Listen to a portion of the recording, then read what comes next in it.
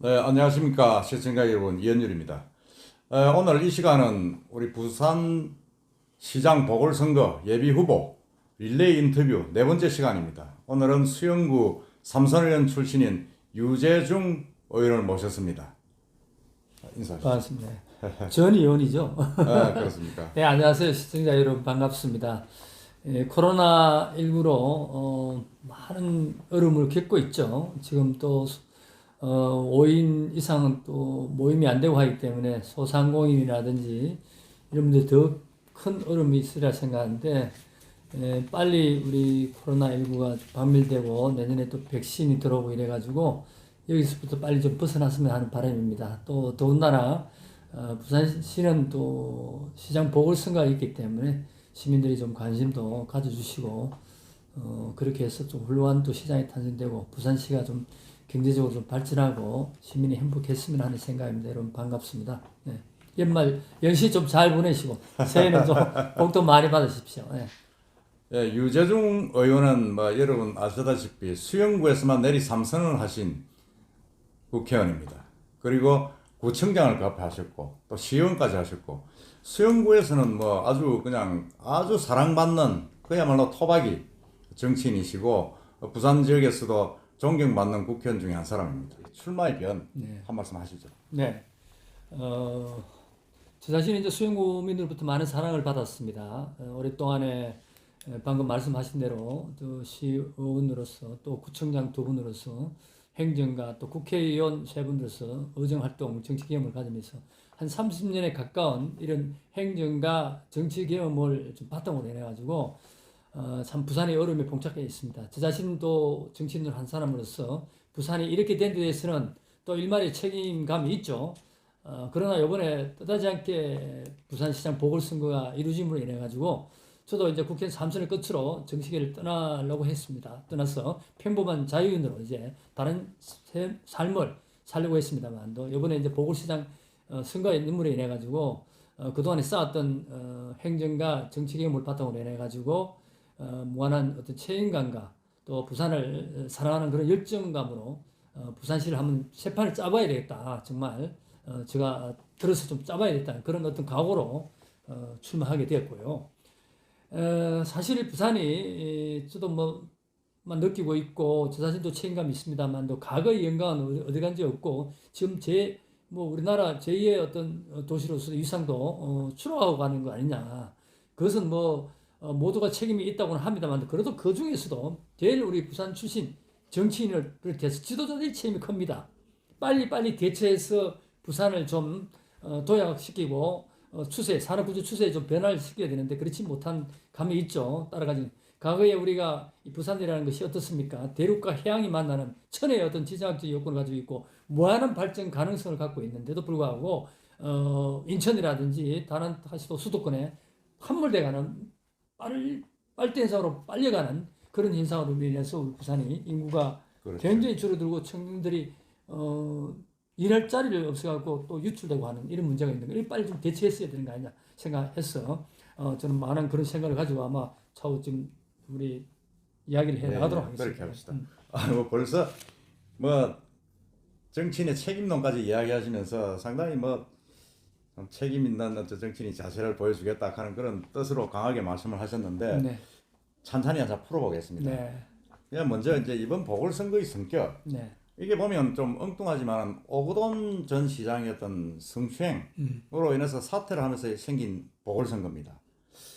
그래서 이 선거가 참 우리 부산시로 봐서는 좀 불행한 선거인데 우리 유 의원께서 보시기에는 이번 선거의 성격 이런 걸 어떻게 규정을 하십니까? 정말 참 부산 시민으로서 또 이런 불미스러운 시장이 이런 일로 인해서 간두게 되고 하는 이런 정말 안타깝고 개인적인 그거를 평을 떠나서 부산시 발전에 있어도 어떤 스톱이 되는 행정과 모든 정책이 과감하게 추진되지 못하는 이런 점에서도 결국 부산 시민과 부산이 손해하지 않느냐. 정말 안타깝죠. 안타깝죠. 정말 여러 가지로 CEO가 없는 공수인 가운데서 계속 이어지던 정책이 이어지지 못하고 새로운 정책의 또 프로젝트를 결정을 못하는 거 이건 정말 부산 발전에서 또 부산 시민의 어떤 자존심에 상하는 어떤 그런 경우가 발생했는데요. 그러나 여기서 주저앉을 수는 없고요. 내년 이 보궐선거에서 훌륭한 시장이 좀 탄생해서 다시 전화위복이 되는 그런 계기로 만들어야 되지 않을까 생각합니다. 예, 말씀 알겠습니다. 그리고 이게 지금 2011년도 보궐선거인데 2022년도가 대선이 있습니다. 그럼 이 보궐선거하고 어떤 대선과 연결고리 뭐 이런 뭐라 그럽니까? 이게 뭐 하나의 어떤 전초전이다. 네. 뭐 그런 시각도 있고 하긴 하는데 우리 유 의원님 보실 때는 그런 연결고리를 어떻게 생각하십니까? 내년에 21년도 우리 서울과 부산시장 보궐선거의 어떤 민심의 잣대를 읽을 수가 있고 이것이 연속 승산에서 이 정부를 또 심판할 수 있는 심판하느냐 거기도 또 우리 민심이 드러날 수도 있죠. 그렇게 이어진다면은 2022년도 대통령 선거라든지 지방 선거라든지 있을 때 큰 변화가 오리라 생각합니다. 그래서 아마 각 당이 내년에 보궐선거 서울과 뭐 수도권 서울 부산 아니네요. 서울, 부산도 거의 그렇죠. 뭐 인구의 뭐 반 거의 뭐 정도 절반이죠. 절반에 이제 투표하게 되고 민심을 읽을 수 있기 때문에 굉장한 관심을 가지고 있지 않나 생각합니다. 네, 그 아니나 다를까 다른 후보자들하고 같이 우리 유 의원께서도 내년 보궐선거 이게 상당한 다른 일반적인 선거하고 좀 의미가 다르다. 그렇게 지금 판단을 하고 계시고 또 비중이 있다고 지금 말씀을 네. 하신 걸로 제가 이해를 하겠습니다. 그렇다 그러면 이게 지금 우리 아까도 말씀하셨지만 부산의 문제점으로 한번 들어가 보겠습니다. 네.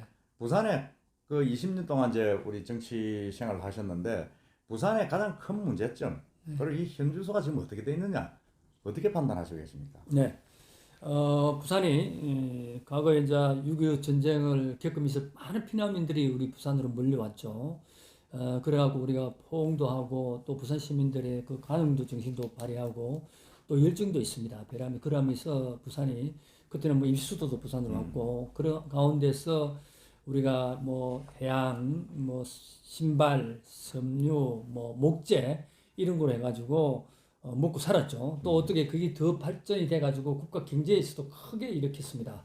또 원양 어선에 나가서 우리 정말 고기 잡아가지고 원양 고기 잡은 것이 우리 뭐 한간에 독도라든지 아니죠 독일 이런 데서 간호사 뭐 강부들 부리던 보다 몇 배의 어떤 외화를 달러를 벌여들어갖고 그렇죠. 국가 경제를 예. 일으켰던 그런 어떤 부산이 역동적인 도시였는데 그 어떤 산업 구조의 변화에 어떤 체질이 맞추지 못했다는 거, 못 적응하지 따랐다, 못했다는 적응하지 거. 못했다. 그리고 또 하나는 그 어떤 군부 어떤 정권이라는 거, 정권에 있어서 좀 미움을 사가지고 기업의 어떤 통폐합이라든지 피해를 좀 입은 적 있죠. 우리 목재 야단을 너무 많이 산업이라든지 했죠. 동명목재도 그렇고 국제 상사도 그렇고 국제산 그 신발, 다 동명목재 그렇죠, 같은 게 지금. 군부 정부에 뭐 눈밖에 나가지고 맞습니다. 그런 어떤 억울함도 없지 않아 있었고 또 우리가 부산이 저 배출한 뭐 대통령도 몇 분 되고 또 국회의장도 몇 분 되고 국회의원들이 많은 국회의원들이 나오고 이랬는데 그분들이 좀 부산을 위해서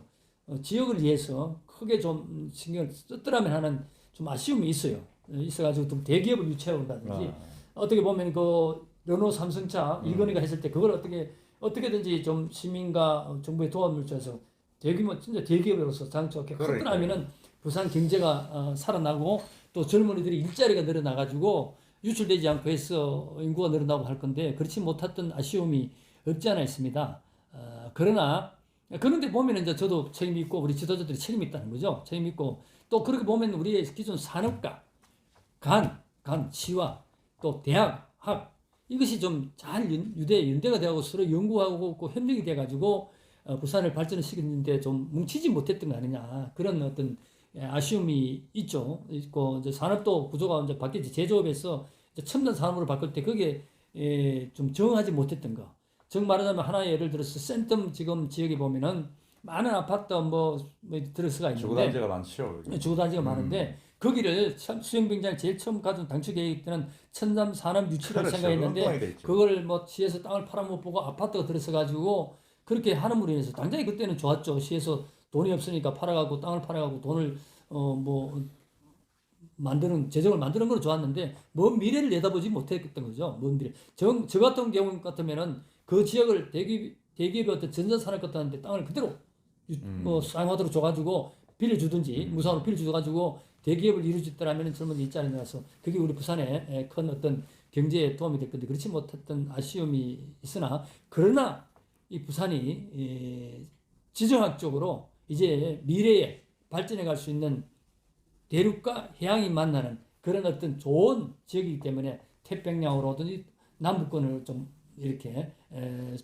수도권과 대칭돼가는 그런 지역으로서 이제 남북권을 흡수해가는 그런 쪽으로 가야 되지 않겠나 하는 생각을 합니다. 그러면 좀 발전되겠죠? 네, 부산 지역이 이렇게 침체된 부분에 대한 그런 어떤 책임론, 정치인, 행정가들의 책임론을 말씀을 하셨는데, 사실은 제가 볼 때도 해운대 거기 마린시티나 센텀은 원래는 거기가 그 아파트 단지나 주거 단지가 들어온 지역이 아닌데, 지금 그들하고 엄청나게 지금 뭐 그냥 주거 단지가 돼가지고 부동산 뭐 투기에 원상이 되어 있는데 참 아쉽다는 생각이 듭니다. 그렇지만은 막 그 당시에 그런 부분들은 어쨌든 간에 이미 흘러간 부분이고, 그러면 이렇게 침체되어 있는 부산 경제, 부산을 살리기 위한 우리 유 의원님이 어떤 해법, 시장이 됐을 경우에 할 수 있는 가장 뭐라 그럽니까? 킬링한 어떤 해법이 무엇인지 한번 말씀해 주시죠. 네.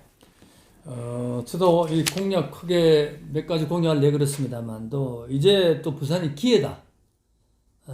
위기가 기회라는 말이 있듯이 사실을 따지고 보면은 부산의 어떤 이 지역이 발전을 하려고 하면은 교통이 좀 편리해 있어야 됩니다. 해외로 이렇게 이제는 세계적인 도시인데 뭐 어디 거쳐서 가는 게 아니라 세계로 뻗어나가야 되고 화물 운송도 해야 되면은 정말 세계로 뻗어나갈 수 있는 관문공항이 국제공항이 없었다는 거죠. 그것도 하나의 부산 발전의 큰 저의 요인이었어요. 다 모든 것이 수도권에 빨리 들어가는 이유가 인천 영종도 공항을 통해야만이 가기 때문에 지금 인천이 이제 송도 청라 지역에 처음에는 당초에 비트로 막 인천이 말 거다 했는데 지금은 더 번창하고 있습니다. 그렇게 발전해 갈 수 있는 요인이 뭐냐? 모든지 모여드니까요. 승객뿐 아니라 물류가 국제적인 게 다 몰리니까. 그렇죠. 그걸로 비행기로 가는 것이 그렇죠. 아마 인천 송도에서 90 몇 프로 이상이 거기서 우리 부산 같은 데는 화물 물류는 공항으로 가는 거는 2% 정도, 2% 정확하지 모르겠어요. 이 정도니까 어떻게 기업들이 모여들고 물류가 모여들겠느냐. 그래서 이제 기회라는 이야기는 이제 뭐 나중에 나올지 모르겠습니다. 가덕 관문공항이든지 허브공항이 만들어져야 됩니다. 이제 뭐 인천 영종도로 가고 이렇게 할 수는 시간 낭비, 뭐 운임 낭비 필요 그래서는 되지 않아요. 그래서 그게 이제 만들어짐으로 인해 가지고 부산이 발전할 수 있는 요인이 있다. 이제 세계적인 도시로 가고 어떻게 확장할 수 있는 요인이 있다. 그렇게 되면 뭐냐면은 또 수도권과 대칭돼서 남북권에 저 여수, 순천, 뭐 이 불경 할 뿐 아니라 동남권 아니라 그 공항으로 모든 것이 모여들고 또 여수, 순천 어떤 자원 산업단지의 어떤 화물들이 물류들이 그 공항을 통해서 가게 되고 하면은 부산이 이제 기회가 된다. 그래서 저는 서부산권이 옛날에 그 가야국으로서 가야국 있잖아요. 가야국이 저 무역상들이 뭐 신라, 백제, 중국, 인도 막 일본까지 가면서 했던 그런 어떤 서부산권입니다. 거기에다가 이제 가덕 관문공화가 인접해서 서부산권의 국제 교육학 도시를 제가 만들어 가지고 정말 세계적인 어떤 젊은이들이 모여들어서 연구할 수 있도록 만들어져야 됩니다. 이제 세계는 뭐 한 생활권이니까 그렇게 만들어져서 부산의 어떤 대학과 연계되고 산학과 연계되는 거로 하면은 서부산권이 발전될 뿐 아니라 부산의 어떤 크게 수도권과 대칭돼서 발전할 수 있는 요인이 있다 해서 그렇게 제가 뭐 생각하고 있습니다. 서부산권에. 그리고 이제 중요한 것은 또 두 번째는 부울경 통합해야 합니다. 그거는 제가 하나씩 구체적으로 한번 뜯어보겠습니다. 그렇죠. 그러면 한꺼번에 하지 마시고 왜냐하면 이제 시청자분들께서도 공약 이야기 하네. 공약 이야기를 제가 하나씩 정확하게 이제 한번 분석을 해보겠습니다. 그러고 저번에 이 출마 선언을 서부산 다대포에서 하셨잖아요. 네. 그런 거 보면 이 우리 부산 지역의 균형 발전에 대한 감이 참 뛰어나시다. 다른 분들은 다 뭐 어떤 뭐 실내에서 다 했는데 다대포에서 하셨는데 뭐 다대포에서 하신 뭐 특별한 뭐 내나 그런 거죠. 서부산 발전 어떤 그런 균형 발전 그 이야기. 그것도 시각이죠? 있고요. 그것도 있고 저는 사실은 처음에는 가덕 신광 부지에서 하려고 했지만도 너무 멀어가지고 이런 언론이라든지 오시는데 좀 불편이 저해서 가덕 신공항에 들어서는 그 다대포에 보이는 저 멀리 전망이 보이는 그 어떤 노을정에서 했어요. 하면서 이제 서부상권의 부산의 미래는 서부상권에 달려있다는 것을 상징적으로 보여주기 위해서 했습니다. 그러니까요. 그 주요 공약 중에 이제 다대포 가덕도가 마주하는 이른의 첨단과학 도시. 그렇죠. 그러니까 그걸 완전히 이제 가서 현장에서 확인을 하는 공약을 발표하는 그런 의미다, 그죠? 맞습니다. 예. 그리고 두 번째 아까 방금 말씀하신 부울경 경제 공동체 지금 네 개를 말씀하셨는데 그다음에 친환경 뉴딜 사업하고 그 문화가 중심의 금융관광 했는데 그거를 하나씩 먼저 여쭤보겠습니다. 부울경 경제 공동체 이 개념은 우리 시청자분께 어떻게 풀이를 해주고 싶습니까? 부울경이 원래는 하나의 뿌리였죠. 그 동남권의 하나의 뿌리에서 행정적으로 나는 언젠가는 통합이 돼야 된다고 봅니다. 이제 제가 국회 행정안전위원장에 있을 때 지방자치법을 개정해서 행정이 통합되는 그 근거를 마련하라고 했습니다. 이번에 통과됐습니다. 그때는 안 돼서 이제는 행정이 통합을 할 수 있도록 충분히 이제 시도민이 여기만 모아지면 안 돼. 법적으로 문제가 없습니다. 행정 통합을 가져오는 게 당초에 맞고요. 그러려면 이제 시민들의 의견도 물어봐야 되고 또 절차적인 하면 시간이 걸리기 때문에 그 이전에 전략적 제휴로 경제 공동체부터 가져오자. 경제, 우리가 부울경이 살아야 되니까 수도권 대칭해서 부산뿐 아니라 경남, 울산 살아야 되니까 지금 마침 뭐 경남지사도 경기지사도 굉장히 호의적이고 그렇죠. 울산 뭐 시장도 예. 호의적이고 부산도 마찬가지니까 그렇게 해 나가면서 전략적 제휴라는 각자가 어떤 살기 위해서 노력하게 되면은 비효율성을 따게 되는데 이제 서로가 저 아이디어를 만들고 하게 되면 저 힘을 모아게 되면 상승 효과를 가져올 수 있습니다. 상승을 할 수 있기 때문에 불경이 분리되지 않고 즉 말하자면 우리 수영구도 남구가 같이 있었는데 남구가 분리되니까 남구에 뭐 국민체육식당 하나 있어야 되니까 수영구도 있어야 되고 그마다 있어야 되니까 그 효율성이 많은 것 같아요. 비효율성이죠. 같이 이용하면 더 맞습니다. 효과가 더 있을 수 있는데 그래서 부일경이 행정통합이 근본이가 또 하나는 이 행정통합이 되면 우리가 물 문제도 어려운데 통합이 된다면은 얼마든지 경남 그렇죠. 합천에 합칠 수 있죠. 좀 설득해가지고 보선도 주고 설득해 네. 물도 가져올 수 있습니다. 지금 단위가 이렇게 시도가 분리되어 있으니까 서로 이 다 지역 벽을 치고 이기적이기 있죠. 때문에 네. 지역 이기적이기 때문에 그 힘든 작업이죠 사실. 예. 그래서 전략적 제휴로 경제 공동체를 가져오자. 경제 공동체는 뭐냐면은 그러려면은 일일 생활권 시간과의 싸움입니다. 그래서 강력교통망이 들어가고 부산에서 창원의 산업단지, 울산, 양산, 김해를 정말 빠른 시간 내에 출퇴근할 수 있도록 젊은이들 하게 되면은 이 그 강력교통망을 좀 급해 그것도 만들어 놓으면은 부산은 부산대로 장점 뭐냐면은 교육과 문화, 금융, 물류 이런 거로 좀 살아갈 수 있어요. 문화하고 살아갈 수 있고. 창원은 창원대로 산업도시에 그 발전시킬 수 있고 뭐 울산은 울산대로 있어. 그렇게 하나의 생활 공동 생활권을 만들라고 각종 특성이 있게끔 이렇게 성장하게 되면은 그렇지 않습니까? 우리 저 젊은이들이 창원으로 좀 출퇴근하더라도 가족들은 여기 부산에서 문화적인 생활을 하게 되고 교육도 경쟁력이 깊어질 수 있도록. 그러면 서로 상생할 수 있는 그렇죠. 거죠. 부산은 이제 그렇게 갈 수밖에 없어요. 이제 그래 되면은 그러려면 이제 이렇게 모이지게 되면 800만 모이지게 되면 이제 수도가 대칭돼서 하나의 크게 힘을 발휘할 수 있는 거죠. 예, 그 사실 뭐 우리 유 의원님 말씀이 맞는 게 지금 타 지역에 좀 대구 경북도 보면 좀 합치려 그럽니다. 대구 경북이 헤어진 지 얼마 안 됐지만 합치자. 그다음에 광주 전남도 지금 합치자는 운동이 있습니다. 그래서 지역 단체가 합치는 운동이 있는데 불경은 만약 그런 움직임에서 편성을 해서 합친다 그러면 유 의원 말 맞다 된다 그러면 정말 시너지 효과가 크겠다 이런 생각이 듭니다. 대구 경북 합치는 거, 강주 전남 합치는 거 비교되지 않을 정도죠. 그렇죠. 인구라든지 인구나 지정학적이라든지 규모라든지 관문공항도 만들어지고 맞습니다. 하면은 네. 또 산업단지라든지 그러다 되면 이제 수도 서울에 너무나 복잡함으로 인해 가지고 이제 그분들도 우리 부산이 살기 좋지 않습니까? 바다가 있고 하기 때문에 많은 인구가 유입될 수 있고 또 산업들도 부산으로 많이 내려올 수 있죠. 그렇죠. 충분히 내려올 수 있습니다. 맞습니다. 수도권에 그 어떤 복잡함을 들고 비용이 또 많이 지불되야 되니까 그리고 관문공항이 들어오면 영종도 공항을 이용 안 할 수도 있기 때문에 더 내려올 수 있으면 다른 어떤 시도의 통합보다는 좀 크게 어떤 발전할 수 있죠. 네, 그런 것 같습니다. 아주 좋은 아이디어시고 그다음에 다른 지금 주요 공약 중에 하나가 부산의 원도심의 친환경 뉴딜 사업 이제 하시겠다고 말씀을 하셨는데 한번 설명을 해주시죠. 그렇죠. 이 부산이 6.25 전쟁을 겪으면서 인구가 물밑으로 밀려왔습니다. 피난민이. 근데 부산이 참 협소하지 않습니까?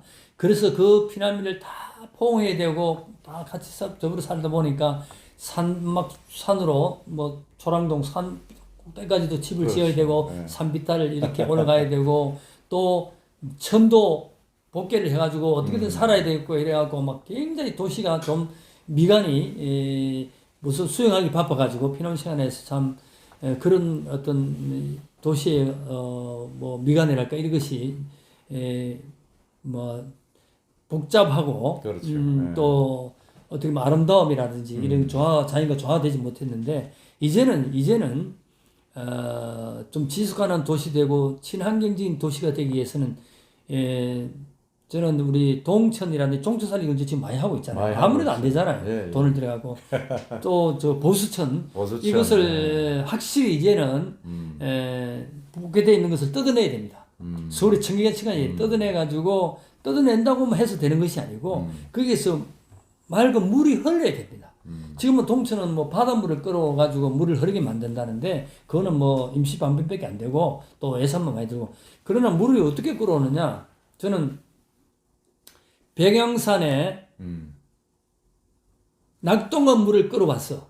수자원공사에서 양수 발전 그러니까 들어봤지 않습니까? 백양산 넘어 저쪽 백양산 거기서 넘어서 낙동강 낙동강 물이니까 낙동강을 거기서 끌어와가지고 온다. 양수 발전을 해가지고 아, 수자원공사 양수 발전했어? 발전해가지고 그 발전했던 물이 저 초읍에서부터 부전천으로 해서 동천으로 쭉 흐르도록. 아, 그러니까 야, 그건 유아이디어인데요 예, 있을 수 있죠. 네. 그 이제 양수 발전도 시키고 그러다면 우리 부산 돈 안 들고 수자원공사에서 얼마든지 일할 수 있도록 저 전력도 생산되고 물도 가져오기 때문에 그렇게 또 하고 이제 부전천 같은 데서 이제 복개를 덜어내므로 해서 그 주변 상가에 어떤 용적률이라든지 좀 변화를 줘가지고 정말 아름다운 어떤 도시 미관, 도시 인프라를 확실히 했다. 그런 친환경 모든 사업이다. 보수천도 마찬가지입니다. 보수천도 구둑산으로 해서 이렇게 하면은 물을 그렇죠. 흐르면 도시가 이제 이 천들이 개방되면은 도시에 이제 이렇게 온도도 내려갈 수 있고 미세먼지도 좀 절감시킬 수 있는 예. 그런 어떤 뭐 좋은 뭐 일석몇조의 효과를 거둘 수가 있고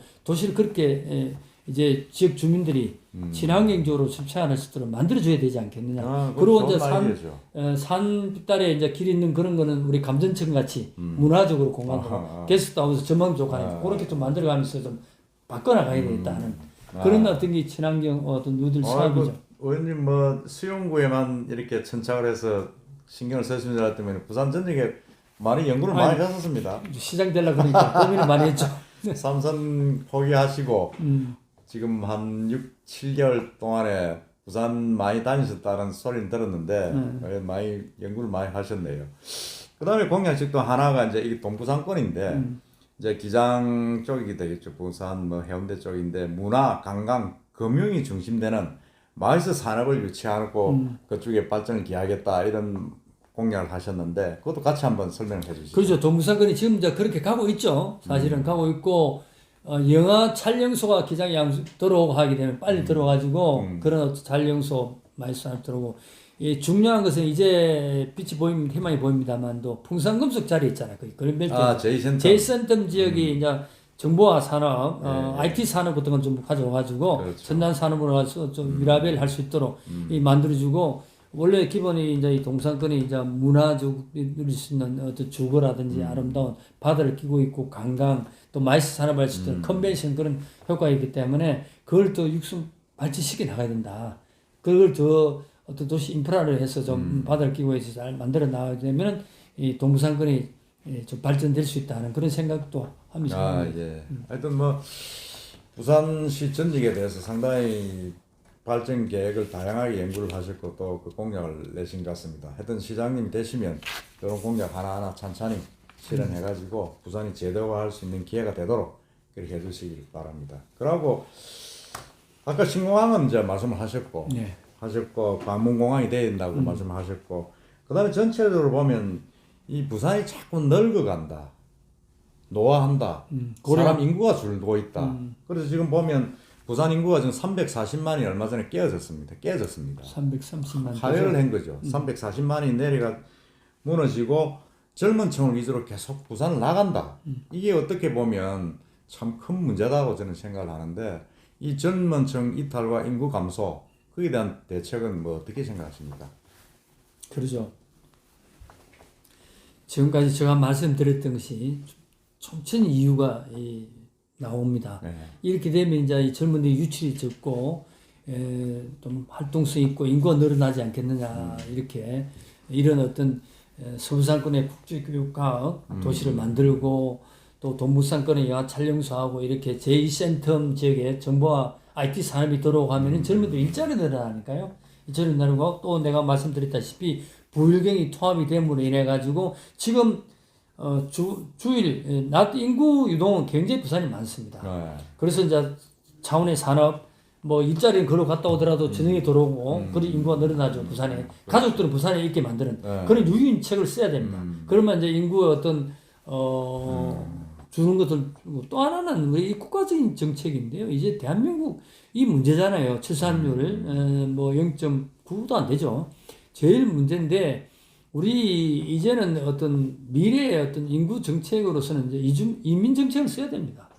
부산만 하더라도 국제 교역력 강화 도시는 외국인들 동남권 뭐 미국 실리콘밸리가 막 모이들시 이제 뭐 여기에 뭐 중국, 인도, 베트남 이런 것 젊은 애들이 많이 모여들면 그것도 유입돼가지고 인구 정책으로 우리가 이민 정책도 가감 써야 돼요. 국가 정책입니다. 외국에서 네. 어쨌든 선언받자. 대한민국 인구 계속 줄고 있는데 부산이라고 안 줄 수는 없는 거 아니에요. 우리가 뭐 글로벌한 세상이니까. 그렇게 그런 들어오는 공항이 들어오고 그런 사람들을 뭐 이용을 많이 해야 되죠. 그래서 그 친구들이 이민 받으러 들으면은 그 친구들이 뭐 업종에 일을 하면서 세금도 내고 연금도 붙고 뭐 저축도 하게 되면은 그거 갖고 우리 건강보험도 그렇죠. 보험도 내고 네, 하기 때문에 우리 국민들도 또 혜택을 받을 수가 있으니까 그래 되고 이제 부산이 뭐 노인과 바다라고 그러죠. 노인과 바다. 고령화 된다는 거다. 뭐 그런 이야기를 하는데 네, 그러나 그만치 바다가 있고 살기 좋으니까 노인들이 많이 모이드는 게 나쁜 현상은 아닙니다. 그렇죠, 뭐. 노인들이 있음으로 해서 또 젊은이들이 일자리가 늘어납니다. 그 노인 산업을 또 키우면 되죠. 그럼 노인 케어. 노인 산업을 케어해주고 노인들을 케어해주면서 그런 젊은이들이 일자리가 더 그렇죠. 늘어날 수가 그렇죠. 있으니까 어떤 그런 쪽으로 해 나가게 되고 그럼 역동성 있게 제일 중요한 건 제가 말씀드렸다시피 이제 수도권과 대칭되게 발전해 가면 수도권에서 우리 현상으로 내려오게 되어 있습니다. 이제 세계적인 추세도 기업 본사가 말입니다. 지방으로 많이 가고 있어요. 이제 제가 국회의원 시절 때 저자는 갔습니다만도 이 키스와의 고려제강이 본사가 고려제강이 1962년부터 이제 철사를 꾸려가고 해왔는데 성장해고 세계적인 어떤 철사, 철사. 제강 이게 그 업체가 돼가 성장했는데 당초 처음에는 이 수영 망미도 있는 게 팔고 이제 떠날라 했어요. 근데 제가 그 회장님하고 의논해가지고 폐산업단지를 문화공원을 하게 되면 우리가 국가에 지원해 주는데 그거를 주니까 자기도 그래서 아이디어가 돼갖고 이 지역이 선진께서 해왔던 지역인데 그래서 본사를 일로 옮겨왔습니다. 문화공원을 만들면서 서울과 포항에 있던 본사를 지금 망미도에 와서 처음에 올 때는 이 서울에 있는 300명 젊은이들이 내려올까 싶으면 걱정을 했는데 다 내려왔다는 거예요. 그러니 본사 그 회장님도 일본 같은데 해외에 회사가 많은데 해외에서도 미국도 마찬가지고 독일도 마찬가지야. 각 시도에 본사가 다 있잖아. 대기업에 그렇죠. 오히려 우리만 수도권으로 서마다 몰려가 있으니까 이제 그런 추세 우리가 이제 이런 도시 인프라 부유경의 어떤 산업과 관문공항이 만들어지고 어떤 그 메리트가 있게 되면은 서울에 있는 본사들도 부산으로 올 수밖에 없다. 그렇게 생각을 합니다. 모든 여건이 잘 갖춰질 수 있도록 우리가 만들어 나가야 되죠. 그렇게 되면은 뭐 인구도 늘어날 뿐 아니라 기업도 유치가 되고 본사도 유치가 되고 수도권 대칭되는 남북권의 중심이 되는 어떤 그런 역할을 세계적인 어떤 도시로서 성장할 수가 있겠죠. 예, 하여튼 뭐 그런 어떤 포부 실현됐으면 좋겠다는 생각이 듭니다. 그리고 공약은 그 정도로 이제 들어보고 이제 지금부터는 이제 우리 유재정 의원님의 본선 경쟁력. 제가 볼 때는 지금 여론조사가 오마이뉴스에서 나온 게 국민의힘이 45%, 그 다음에 민주당이 27%. 그래서 전체적으로 보면 좀 성급한지 모르지만은 이번 보선은 이변이 없으면 국민의힘이 되지 않겠느냐 하는 생각이 듭니다. 그렇다 그러면 국민의힘 예선에서 이기는 분이 아주 유리한 꼬지를 점하는 그런 부분이 있는데 그 부분에 대해서 제가 한번 말씀을 드리는 게 첫째는 지금 여론조사를 몇 군데서 했습니다. 좀 빠른 면이 있긴 있습니다만은 1위가 박영준 의원이고 2위가 이현주 의원이고 아쉽게도 우리 유재정 의원은 그보다 좀 뒤처지가 있습니다. 이 격차를 1, 2와의 격차를 따라잡고 역전시킬 수 있는 어떤 비책이 있습니까? 그렇습니다. 지금까지는 아마 시민들이 뭐 인지도가 높은 사람이 당연히 여론이 좀 높게 나오죠. 사실 저도 뭐 부정하지는 않습니다. 1위 후보나 뭐 2위나 전국 방송을 많이 탔고 중앙 정치에서 많이 얼굴 내밀고 해 왔는데요. 뭐 저희들은 꾸준히 지역에서 또 뭐 행정도 하고 정치 활동을 하면서 부산 발전을 위해서만 노력해 왔고 그런 걸 이제 시민들이 앞으로 1월 달이 되고 이제 후보가 가시화되고 시민들이 관심을 갖게 되면은 여러 가지 이 관점에서 평가를 하겠죠. 이 후보의 장단점을 평가를 하려 생각합니다. 막연하게 먼저 뭐 인지만 늘어나고 뭐 패널로서 토론회에 참석했던 뭐 중앙 정치만 했던 사람하고 진짜 지역을 위해서 좀 뭐 고민도 하고 지역 발전을 위해서 노력했던 또 그런 행정 경험을 가졌느냐 안 가졌느냐 이 시장이라는 것이요. 저도 구청장 할 때 행정을 처음에 구청장 돼가고 시행착오를 많이 겪었어요. 행정이 그렇게 쉽지 않습니다. 더군다나 시정이라는 것이 그렇죠. 정치가 아니잖아요. 행정입니다. 행정. 행정이죠. 네. 행정인데 행정을 시장이 잘못 어떻게 프로젝트를 판단을 잘못한다든지 하면 결국은 시민이 손해고 시가 손해입니다. 그렇죠. 그래서 오랜 행정 경험과 경륜 검증돼야 되지 않겠나 그런 것을 아마 시민들이 요구하지 않겠나 그래 되면은 1월달 가고 되면은 저도 뭐 따라잡을 수 있지 않겠나 예. 그렇게 생각합니다. 알겠습니다. 그리고 일간에서는 이제 우리 유 의원님께서 수영구에만 너무 이제 시의원, 구청장 또 여기서 내리 3선을 하시고 해서 너무 지역적으로 좀 이렇게 편중돼 있다. 전체적으로 보는 데는 조금 한계가 있지 않느냐 하는 지적이 있습니다. 그래서 물론 반론은 있으시겠죠. 어떻게 생각하십니까? 맞습니다. 저를 뽑아준 유권자가 살고 있는 지역을 우선시할 수밖에 없고 우리 지역이 발전되는 데 훨씬 노력을 해야 되고 지역민이 나의 어떤 나를 신분으로 보냈기 때문에 나의 주인이기 때문에 주인을 잘 모셔야 된다는 건 나는 그런 일념으로 해왔기 때문에 제가 8번을 선거를 치르면서 한 번도 우리 지역민이 저를 신뢰하지 않은 적이 없습니다. 다 당선됐는데 다 이겼죠. 그렇게 됐는데 그러나 우리 수영 구민을 위해서 예산도 가져가 있지만도 더 나아가서 보면은 제가 국회 행정안전위원장 하면서 우리 국회 국가균형발전특위위원을 하면서 우리 지방의 발전과 또 세수 문제, 행정안전위원회 세수 문제라든지 이런 거 지방 발전을 위해서 노력한 게 많습니다. 크게 보면 부산의 발전을 위해서도 한 거죠, 사실은. 그렇죠. 그리고 국회 행정안전위원장 하면서 뭐 부산시도 내가 국정감사도 해봤고 전체적 다뤄봤고 또 부산 발전을 위해서도 여러 가지 뭐 아시아 영상문화의 중심 도시 특별부도 좀 발휘해갖고 결국 뭐 타당에 도움을 받지 못했습니다. 그런 점이라든지 어떤 국가 균형 발전, 부산 발전을 위해서 노력했던 그런 어떤 행정안전위원장으로서의 경험, 이 굉장히 중요하다 생각하고 또 시의원을 하면서 부산에 의정 활동하면서 부산 전체를 좀 어떤 경험을 했던 그런 경우가 있기 때문에 뭐 내 지역을 잘해야 또 다른 그것도 더 잘할 수가 있는 거죠. 그렇죠. 뭐 그래서 나는 가와만사성 아닙니까? 뭐 그에 대해서는 오히려 내가 또 국회의원 하면서 공약 이행 뭐 이러지도 했고 자기 내가 할 수 있는 일은 약속했던 거는 꼭 이루는 그런 성격이니까 좀 그런 점은 아마 얼마든지 기우지 않나 생각합니다. 예, 알겠습니다. 하여튼 뭐 이 수영구를 제대로 챙기고 또 부산을 챙기고 전국을 올라가는 이런 스텝 바이 스텝이 기본이다. 그런 말씀이다. 이렇게 제가 이해를 하겠습니다. 그리고 사실은 우리 유재정 의원은 이 우리 시민들이나 유권자들이 빼면 참 조용하다. 말씀하시는 것도 조용하고 친구 같고 정치인이 너무 저렇게 좀 조용해서 되느냐, 결단력이나 리더십이 좀 없는 거 아니냐, 뭐 그런 또 좀 아쉬운 부분에 대한 이야기를 하시는 분도 있는데 뭐 제가 알기로는 전혀 그렇지 않은데 거기에 대해서는 어떻게 생각하십니까? 저희 성품이 저는 뭐 내가 외유 내강형입니다. 외유 내강형인데 결단 리더십은 우리가 구청장하면서 뭐 빨리 그뭐 여러 가지 드러나고 검증됐고 우리 시민들이 평가를 한 거죠. 그러나 정치를 하면서 저도 인정을 합니다.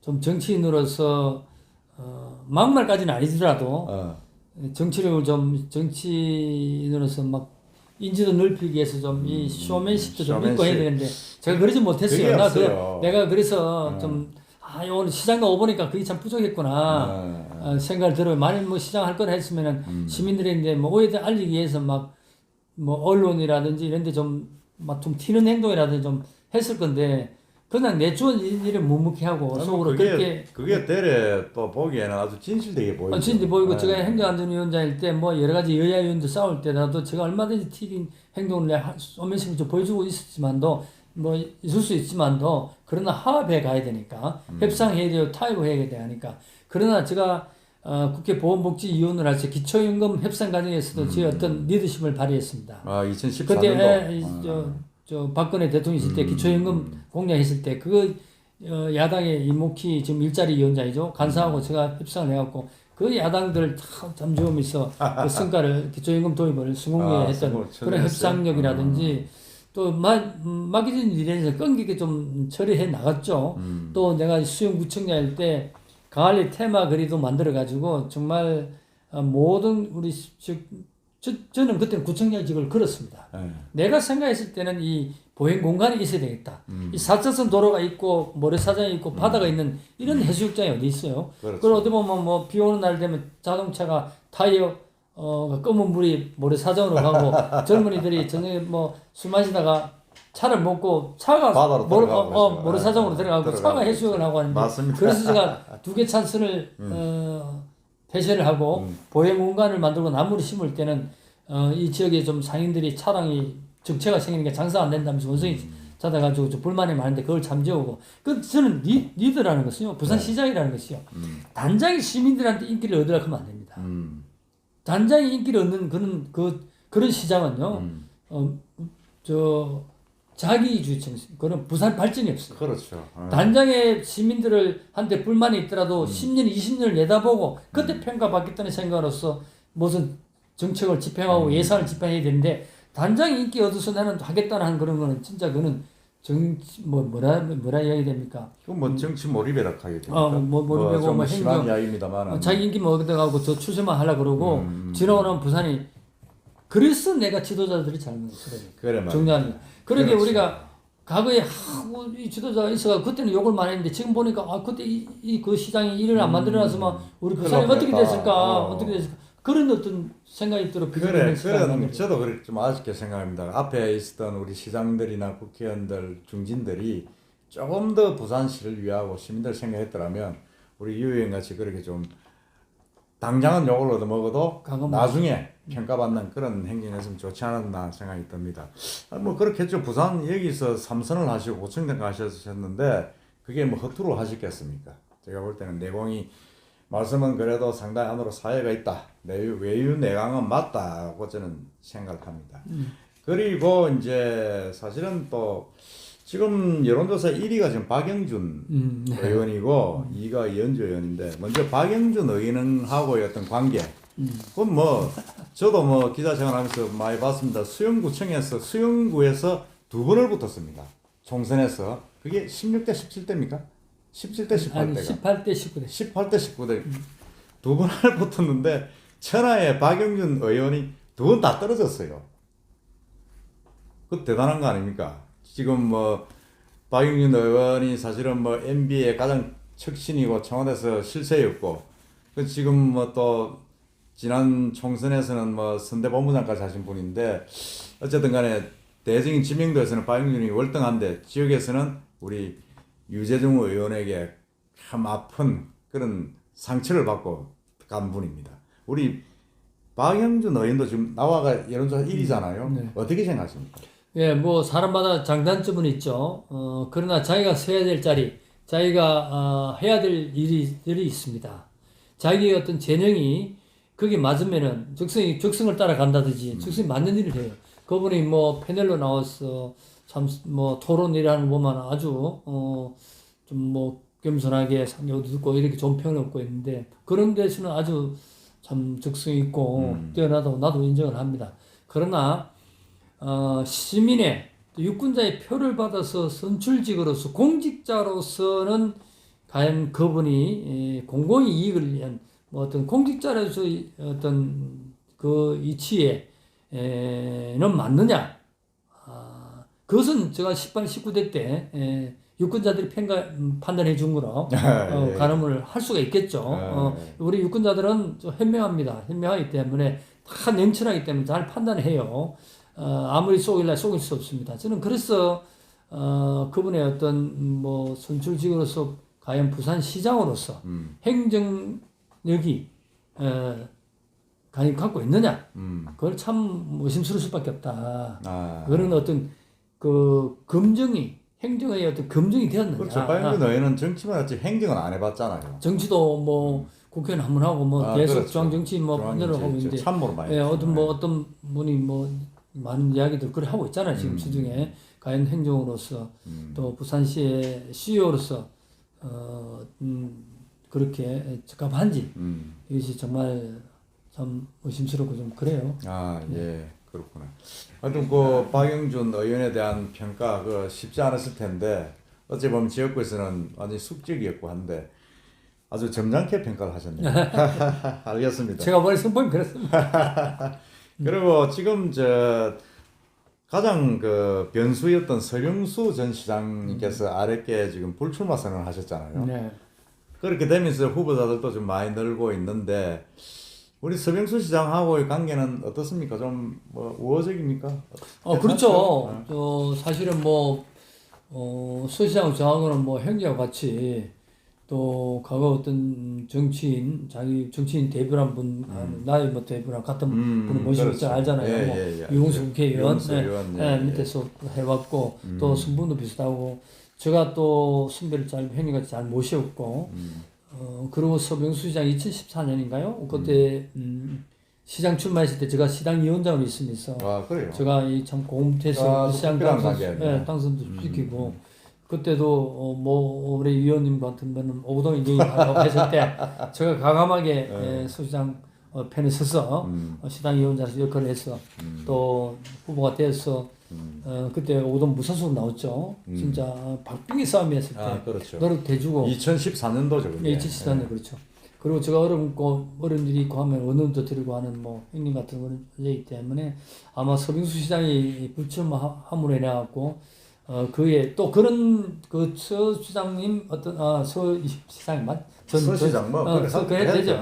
그 지지자들은 제가 또 어떻게 했다는 걸 잘 알기 때문에 그 밑에 있는 분들이 출마하지 않음으로 인해서 저한테 많이 올 겁니다. 또 그분들이 서 시장 안 나오면 내를 좋겠다 했던 분들이 많기 때문에 굉장히 뭐 저한테는 아주 좀 고무적이지 않나. 그러면 서 시장이 상당히 유 의원 쪽에 조금 스포트를 할 수도 있는 뭐 공개적으로 못하겠지만 그럴 수는 있겠다, 그죠? 쭉 지금까지도 좀 마음은 그렇게 해왔으니까 읽고 있으면 그게 큰 힘이 될 수도 있겠다는 생각이 그렇겠죠. 듭니다. 예, 그리고 조금 돌아가는 이야기인데 지금 공천이 보면 당내 공천이 그 여론조사 80%, 당원들 이제 그 뭐입니까 그 당심이 이제 20% 이렇게 되어가지고 있는데.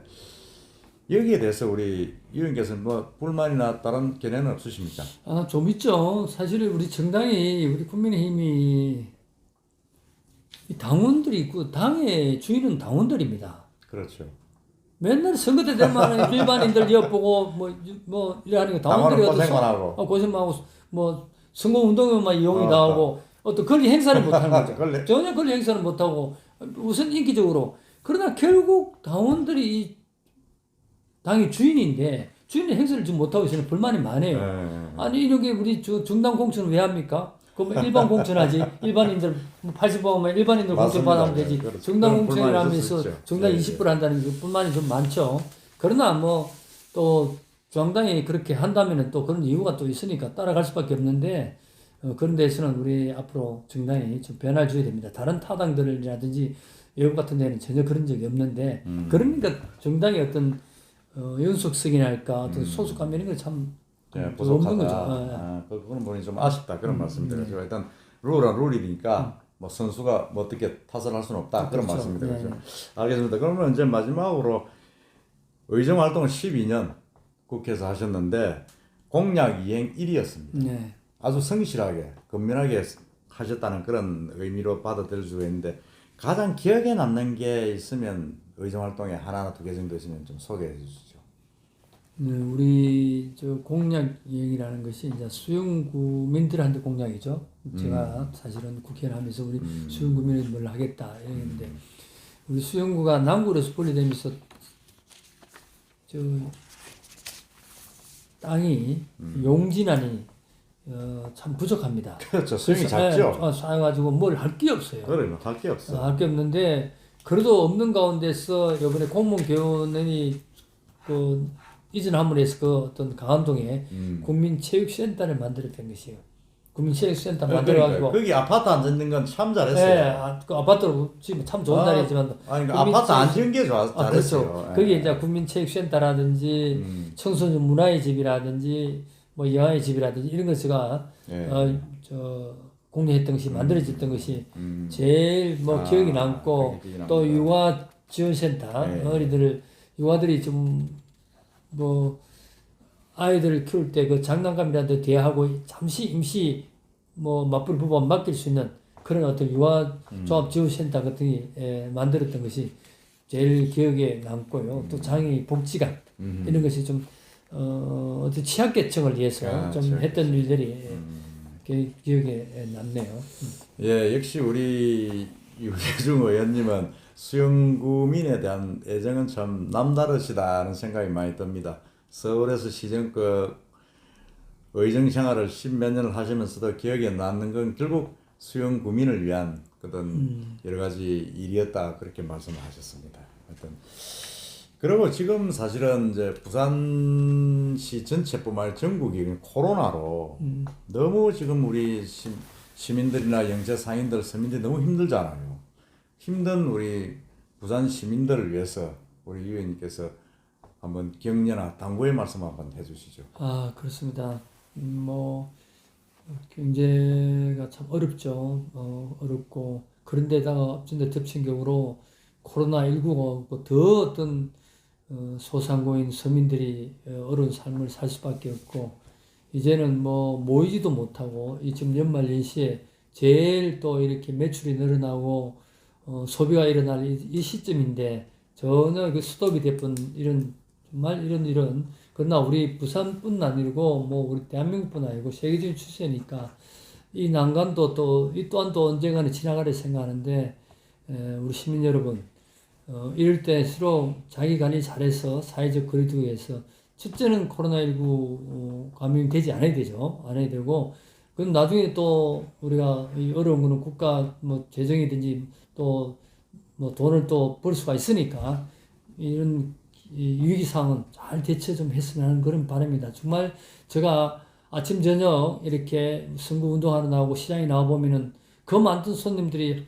뭐 거의 없고 빈 테이블만 나여 있고 상공인들이 한숨을 쉬는 거 보고 제가 부끄럽고 괜히 죄인된 것 같고 이 운동하러 다니는데도 되겠느냐 하는 어떤 그런 죄의식을 좀 느낄 때가 있습니다. 정말 서민들이 어려운 걸 피부로 느낄 수 있는데 저 자신이 또 어떤 부끄러움을 느끼는데 어떻게 하겠습니까? 이것도 우리가 참고 견뎌야 되고 우리가 서로 관리를 잘해야 되고 이럴 때일수록 또 어려운 사람들을 위해서 배려하고 사랑하는 그런 따뜻한 연말이 되시고 내년에는 정말 백신을 빨리 도입돼서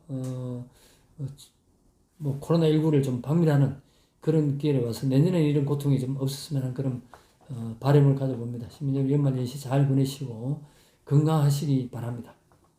네, 저 시청자 여러분, 오늘은 예비 후보 릴레이 인터뷰 오늘 유재정 의원을 모시고 공약 그리고 포부 같은 그리고 여러 가지 좀 민감한 문제 좀 여쭤봤는데 오늘 대답을 잘 해주셔서 고맙습니다. 고맙고 하여튼 오늘 이야기한 유재정 의원의 공약이라든지 포부라든지 어떤 앞으로의 기대 같은 부분들을 시청자 여러분께서도 세심히 한번 보시고 들어보시고 과연 누가 우리를 앞으로 끌고 나갈 시장으로서 감이 되는지 잘 판단해 주시고 그 결과를 내년에 한번 잘 표현해 주시길 당부드립니다.